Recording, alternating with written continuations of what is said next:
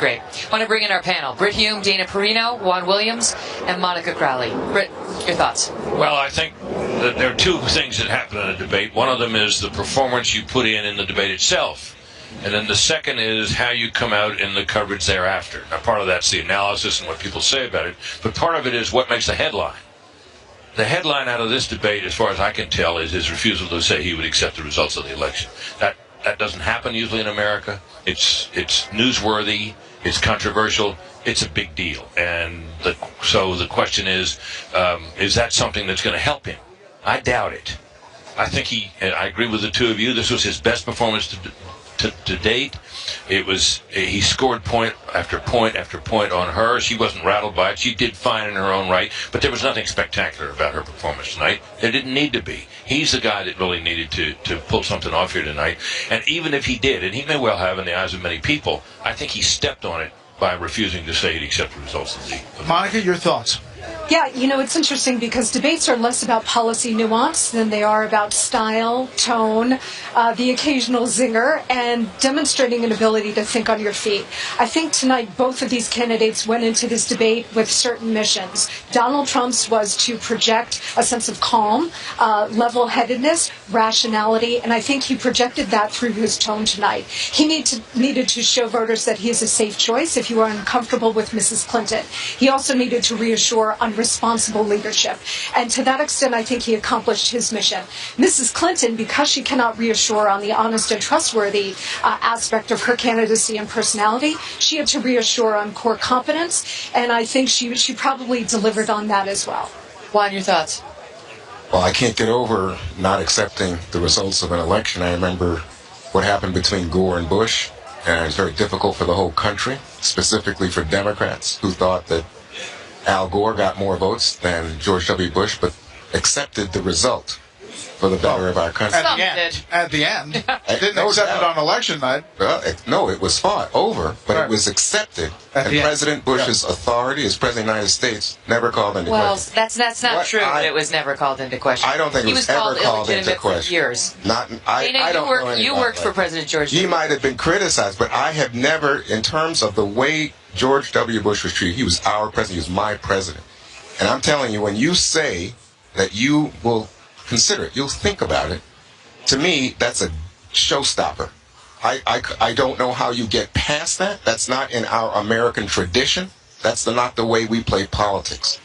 We should point out that Donald Trump is leaving, and we're getting word that he's not going to go to the spin room as he has done previously. Right. He is leaving the hall. And just for the record, Al Gore, after the legal challenge was resolved, did not challenge the legitimacy of the president. That's what I'm saying. Right. Well, I thought you were saying Democrats, which is not true. Well, no, it's Al Gore. Right. Al Gore was the Democrat. He was the opponent. But to move on, I think that when we look at this, to come to the point that you and Brett were saying about his performance, I thought as specific when it came to the foundation issue, there were some issues where he pointed out that Hillary Clinton had to pivot quickly away from what he was saying because she was on unsteady ground. But when it came back to the issue of rigging, and, this election is rigged, and he was pushed by Chris Wallace, then pushed by Mrs. Clinton, ultimately he found himself in a corner where she said, that's a pattern of Donald's behavior. He has a dark vision in which everything is rigged, and ultimately even not winning the Emmy, and he joked, should have won it. I just think, again, it reveals to the viewer here that Donald Trump has a certain vision, and I'm not sure that what came across was that of someone who is presidential, which was a high bar, but a necessary bar for him to meet tonight. Dana? I agree he had a first strong 30 minutes, but I just don't think that's enough. I thought that on the economy, that on the place where he could have actually played the most offense, he went on tangents about NAFTA and NATO that had nothing to do with the actual question in hand and his particular strengths. I did think it was good when he talked about being on the campaign trail for the past year and that it's moved him, that he has seen some of that. Like, that's some of that grace and humility that Laura Ingraham was talking about before the debate started. But I also felt that Hillary Clinton knew exactly who she was talking to, especially on the issues of the Supreme Court, guns, abortion, immigration, and nuclear weapons. And at the very end of the debate, fine debate for him. Not stellar. He's not going to win any awards for it. But at the end, when he whispers, "What a nasty woman," I thought, there's another headline for you that you didn't need. As she said earlier in the debate, he attacks women, he disparages them personally. This was a point she started the debate with. And again tonight, he did a better job of scoring points on her than he did making the case for himself in the programs. What I think would have helped him immensely tonight is if when he laid out a vision of his own program, he could have spoken of it in some depth and with some force. We're going to head into the spin room, Bridge. Sorry, this is Kellyanne Conway talking to our own Bill Hammer. One time, confirming facts that have already been published by the New York Times. This woman has lied repeatedly to the FBI and others, to the Benghazi families who were in the, some of whom were in as our guest here tonight, Bill. And so I thought he really took the case to her and had her off balance. I thought tonight's debate showed people exactly what Donald Trump says. There's experience and then there's bad experience. And today she was held to account for really decades long of either misstep, miscalculations, or outright failures. You have seen the polling. You watch it every day. And you have seen the polling move away from you for the past 2 weeks. Do you think tonight stopped that slide? I do. I think you're going to see the polls tighten. If people were paying attention to that, and if the journalists who were privately telling me in my text and email that Hillary Clinton seemed off tonight and that it was Donald Trump's best debate, if they actually honestly put that in print and on radio and TV, and they're the ones conveying the messages to those Americans who maybe did not see the debate firsthand, then yes, you will see the polls tighten. You told me before the debate started tonight that he was going to prosecute the last 30 years of Hillary Clinton. Do you think that was effective tonight? And how were you telling him to go after her? And was it less interruption? It was very effective tonight. It was more facts and figures. And it was basically saying everything to her from, look, we would have been better off if you hadn't done anything in Syria. You own the Russian reset. The way you came out of Iraq helped to create the vacuum for the birth and growth of ISIS. You have said that you've been fighting for women and children for so many years. You've been there for 30 years. Nothing has happened. And I thought, Bill, every time you put Hillary Clinton on defense and she was mentioning about all the things that still need to be solved, it's an actual indictment of what hasn't been done in the 8 years of President Obama. Thank you for your time, Kellyanne. Bill Hemmer with Kellyanne Conway in the spin room.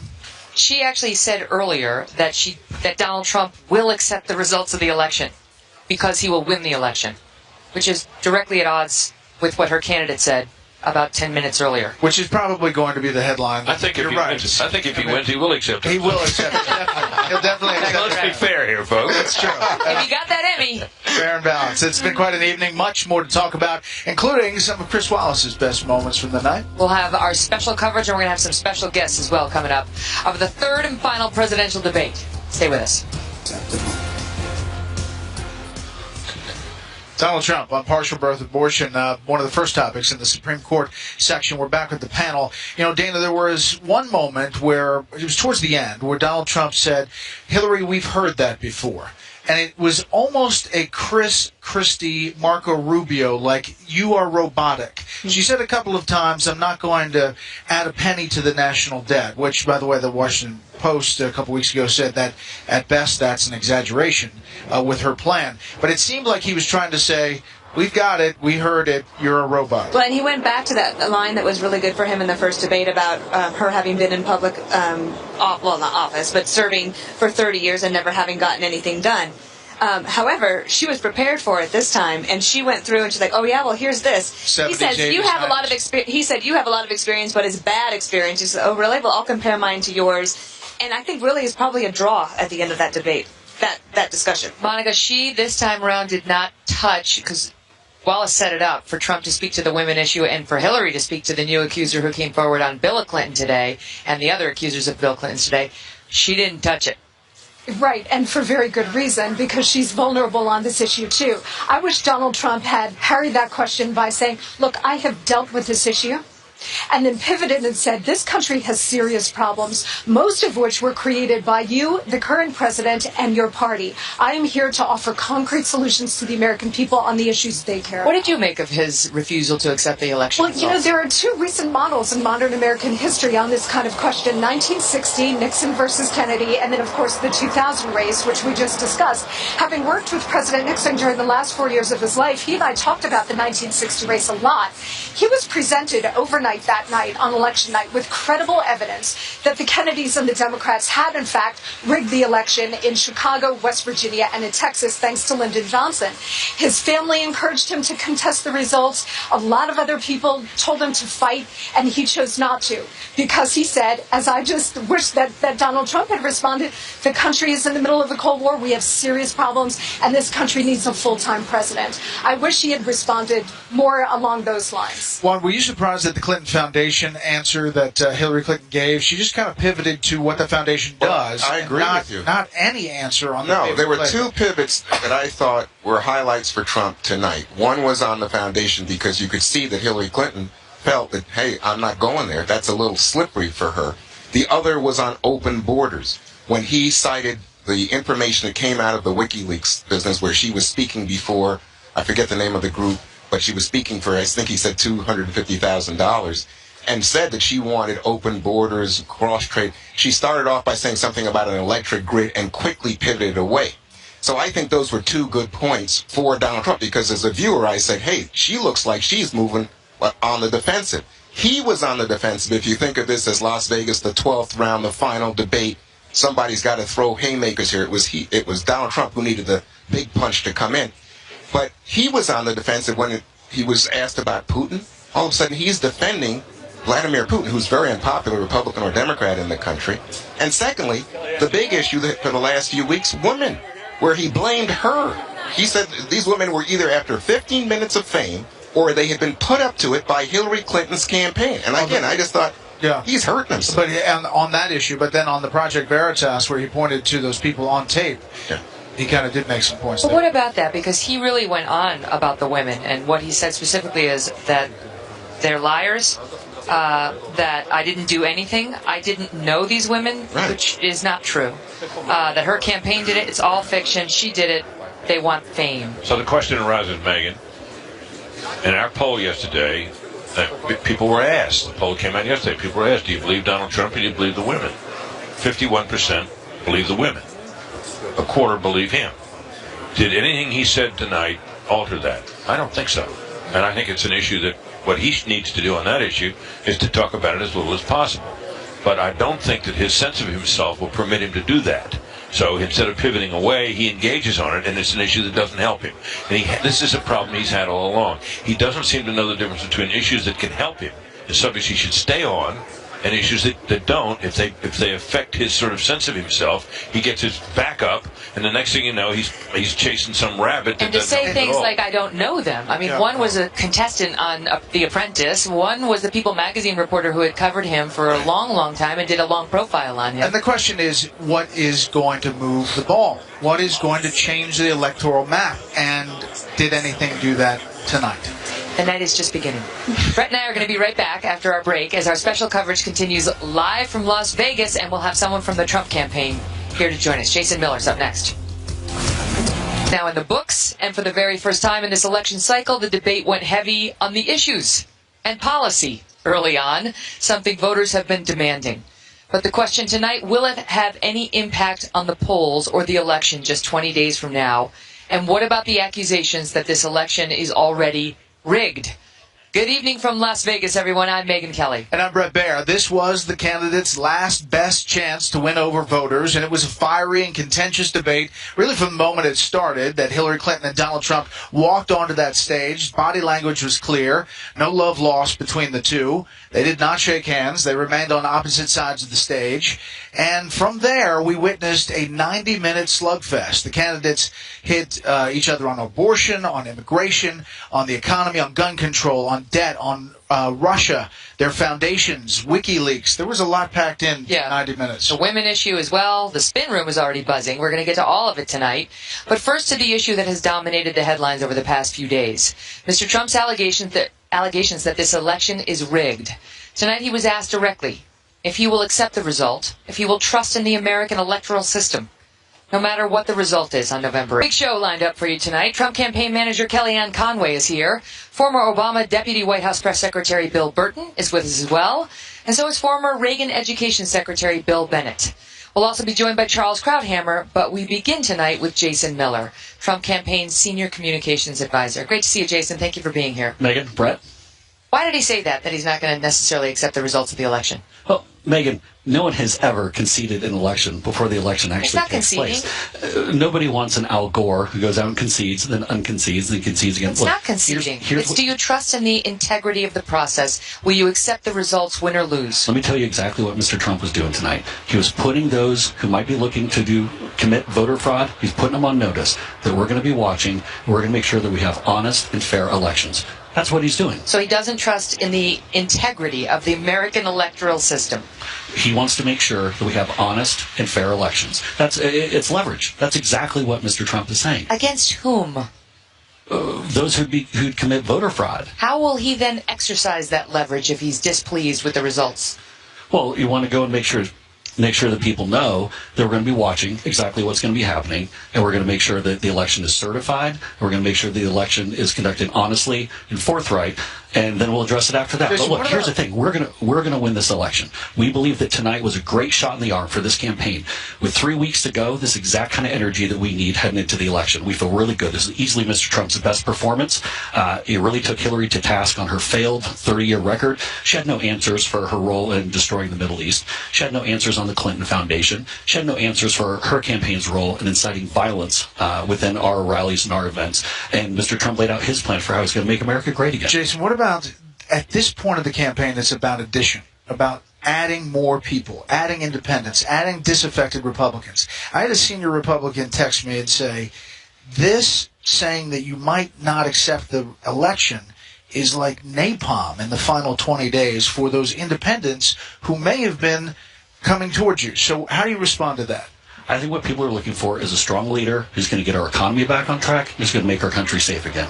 And that's exactly, and Mr. Trump is laying out the case for why he is that leader. Look, I understand that the Democrats, that their heads are exploding tonight, that they want to go and make it about this because their candidate did very poorly in the debate. Hillary did very poorly. Mr. Trump did fantastic.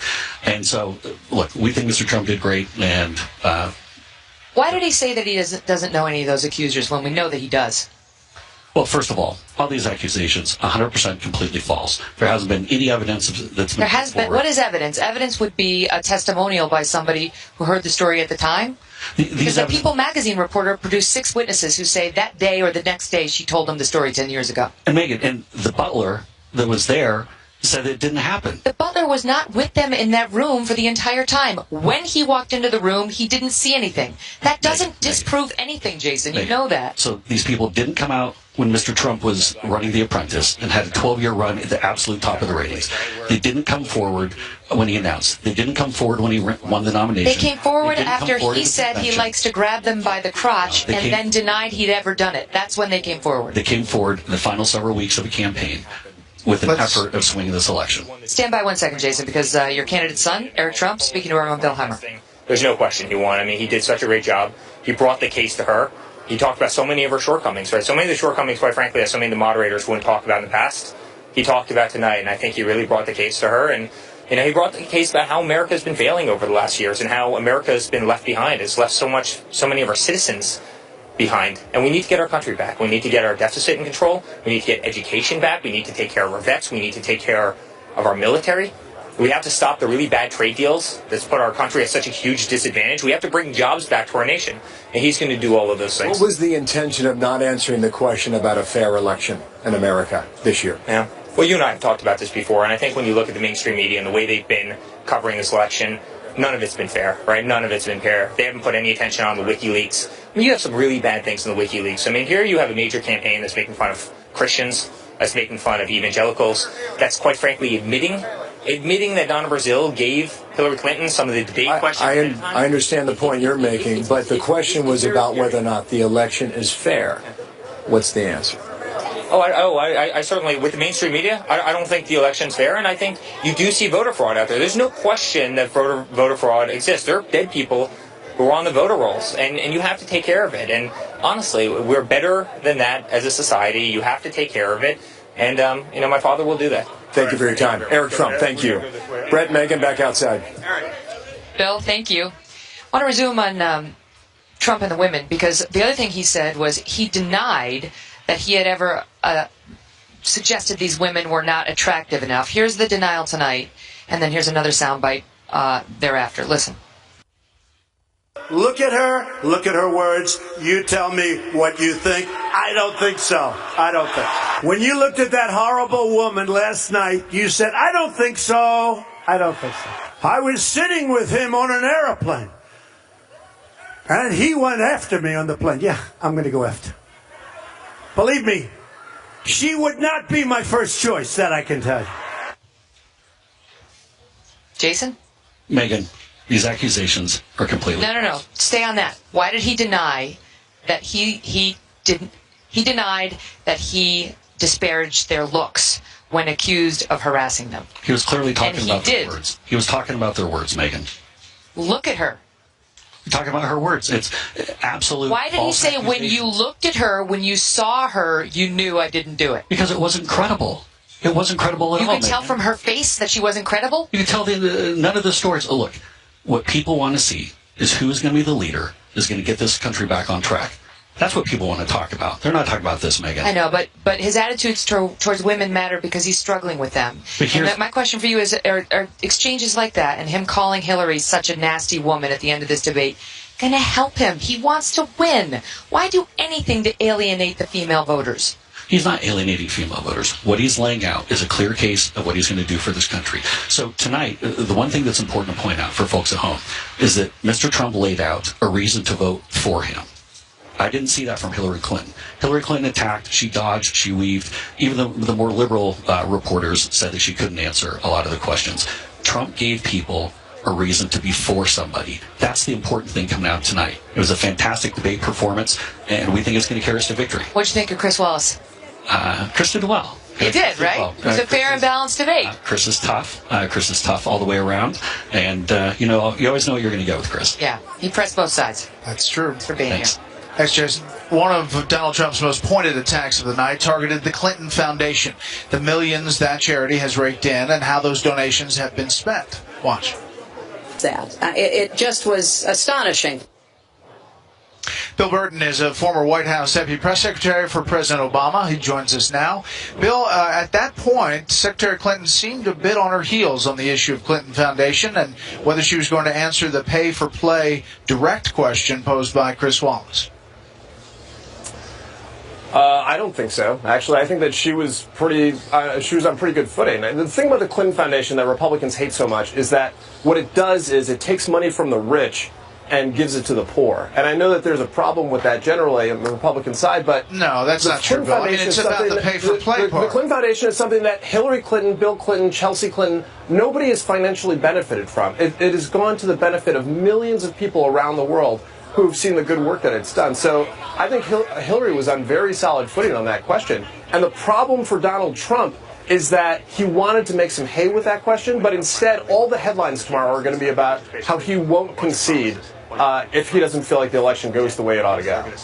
I mean, we talked about that, and clearly that's going to be a lot of news in a lot of news organizations, and it is a big moment in the debate. But the question I'm asking you is, why not get to the answer of pay-for-play? Why not answer the Haiti-specific question and then spend all that time saying what the Clinton Foundation, does on the percentages? I mean, she just didn't answer the question, right?